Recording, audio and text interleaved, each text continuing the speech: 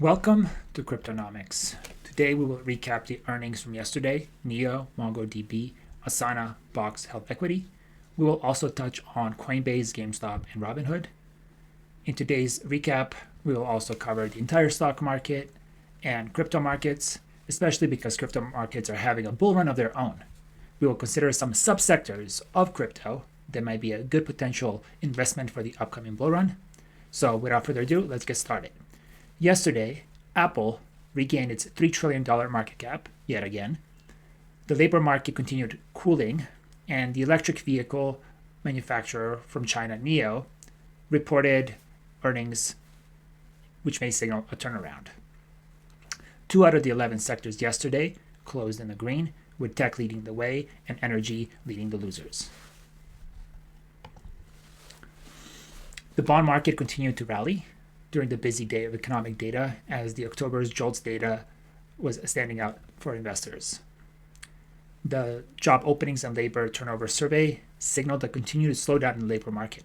Job openings fell to their lowest level since March of 2021 at 8.7 million, while the ratio of opening to available workers ticked down to 1.3 to 1.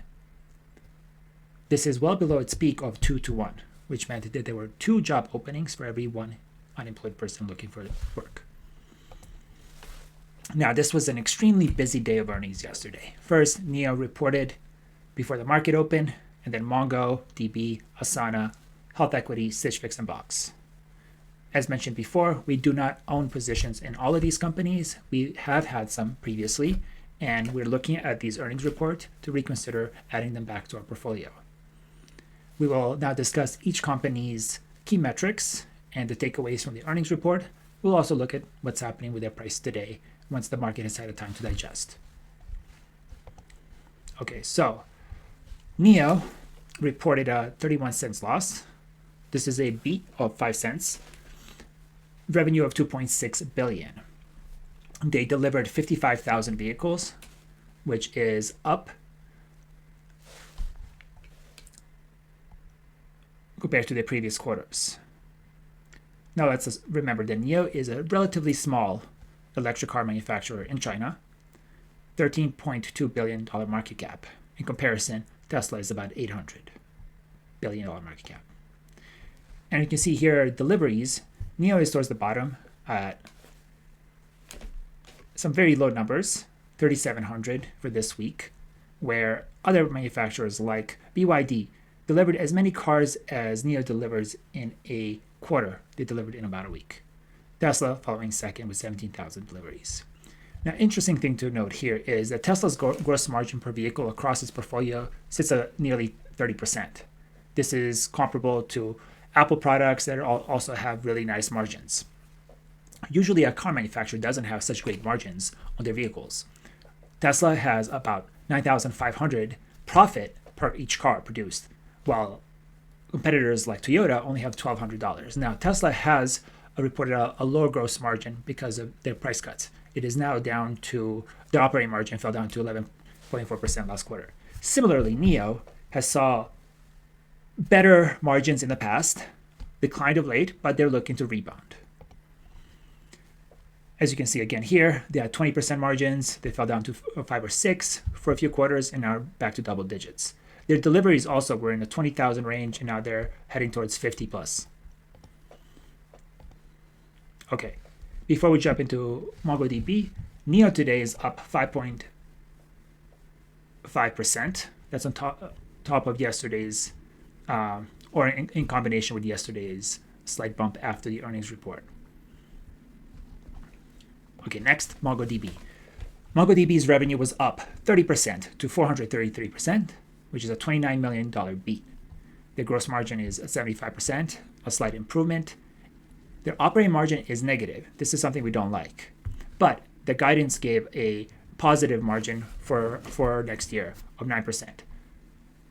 What we think they will do is do some cost cutting, because currently 95% of their revenue goes to sales and marketing. They will likely cut the sales and marketing budget slightly to improve their margins. The balance sheet looks very healthy. They have about $2 billion in cash and only $1 billion in long-term debt. What I really like to see here is customer growth, which they have plenty of. The total customers grew by 20% to 46,000 customers. This is a 22% year over year. And their customers that are spending over 100,000 grew by 28% year over year.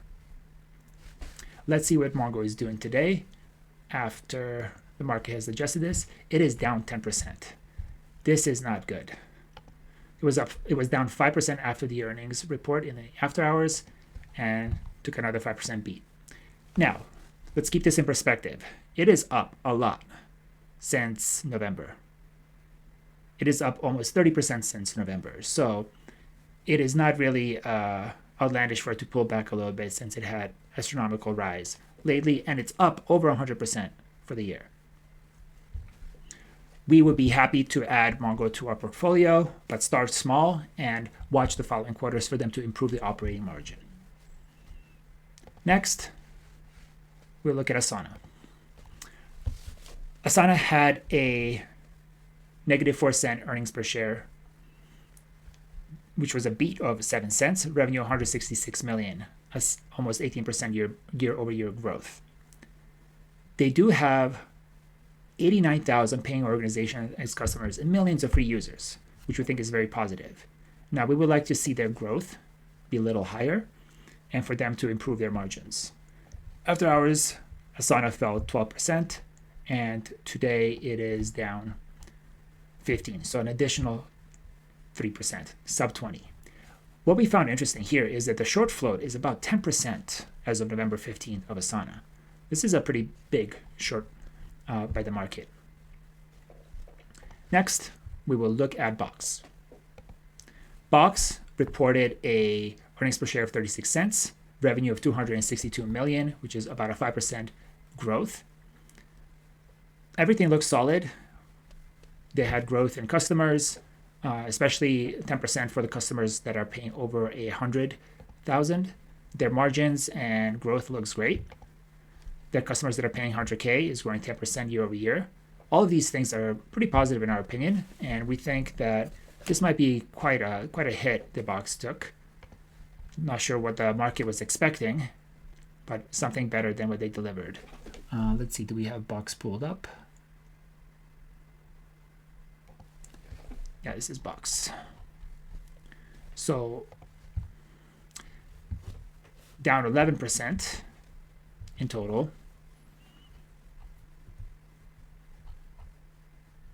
Yeah, we'd like to see larger growth than single digit. If they can come to double digit growth, I feel like market will reward them.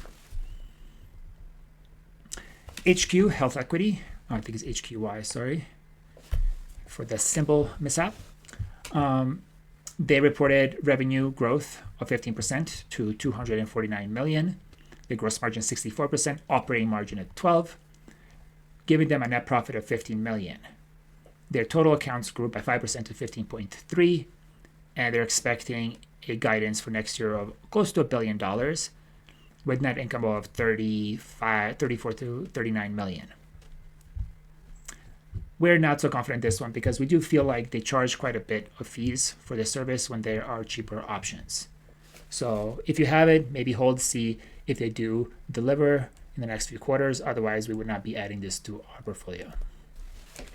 SFIX. This is an old darling of ours we had high hopes for that burned a hole in our portfolio.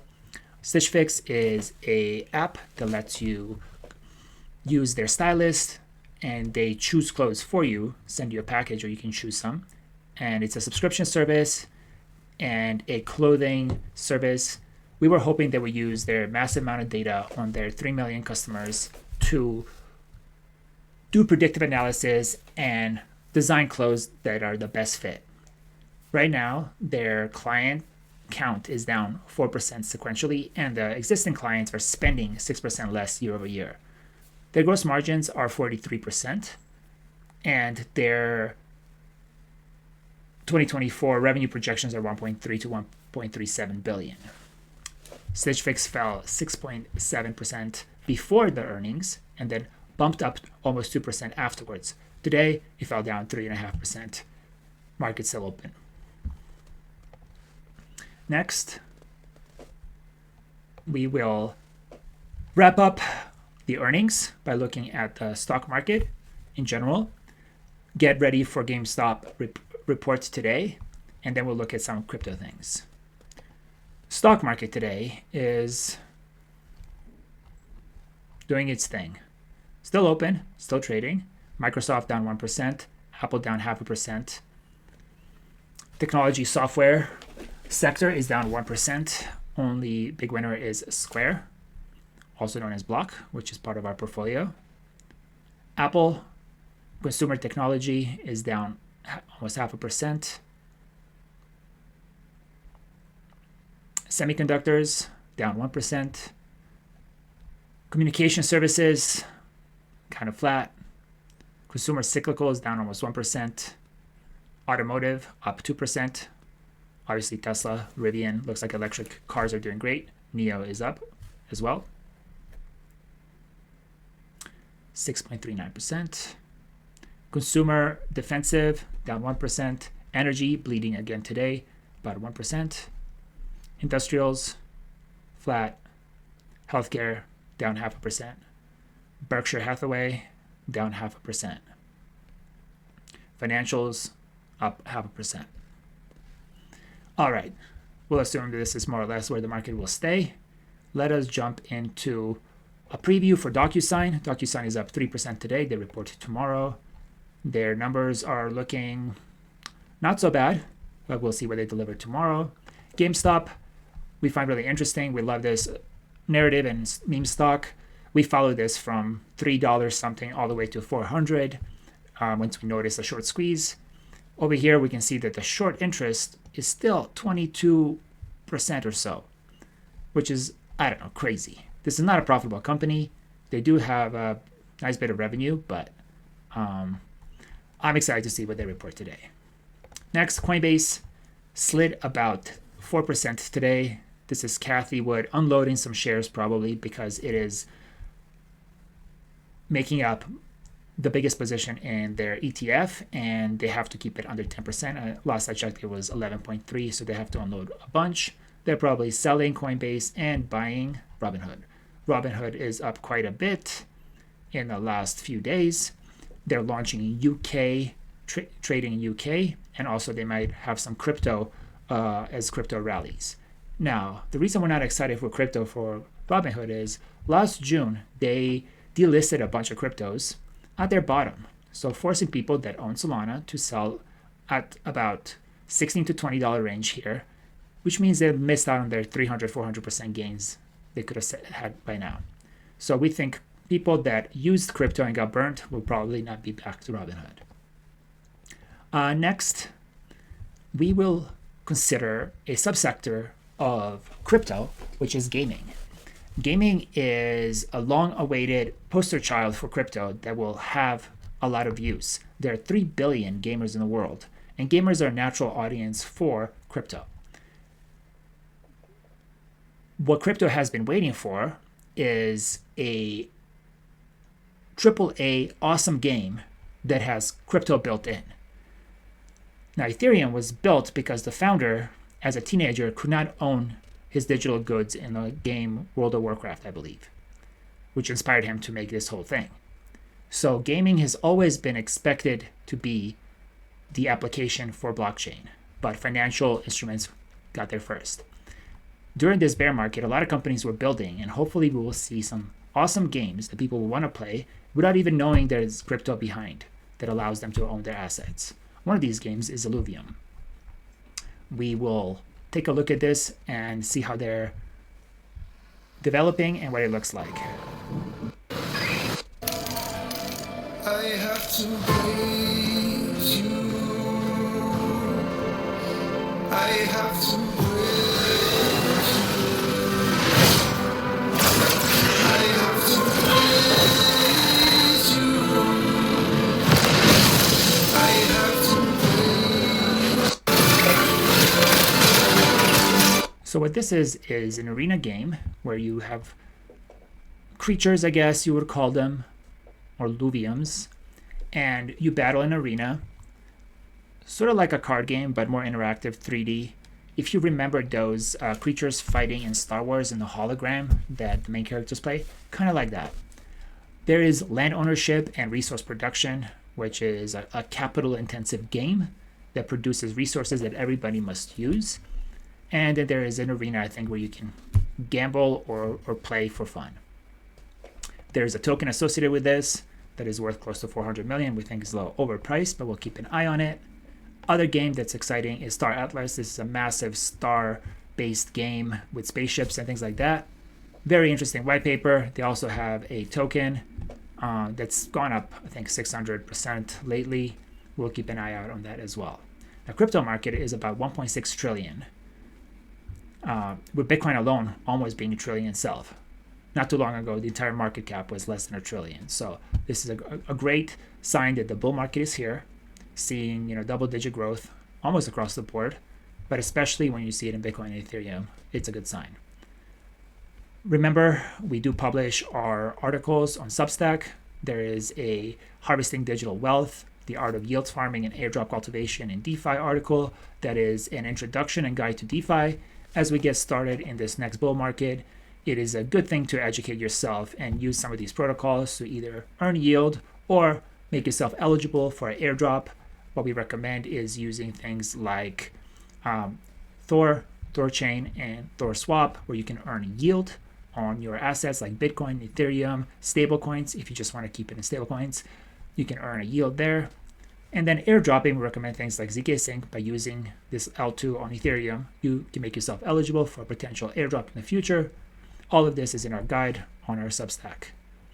Make sure to follow and subscribe, and thank you for watching.